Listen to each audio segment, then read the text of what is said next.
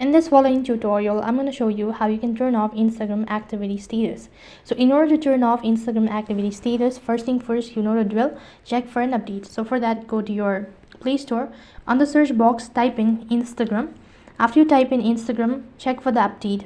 If you have update, which means that there's an update button, then click the update button and wait for the app to be updated.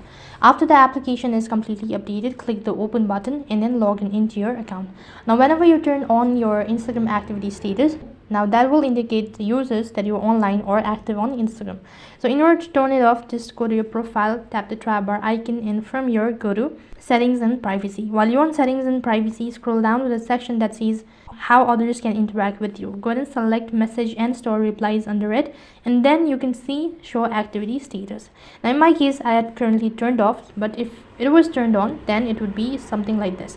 In order to turn it off, just toggle the button, and when it turns white, it indicates that you've successfully turned off Instagram activity.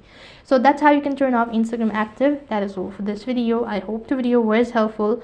Make sure to like, share and subscribe to our channel. Thank you for watching. See you in the next video.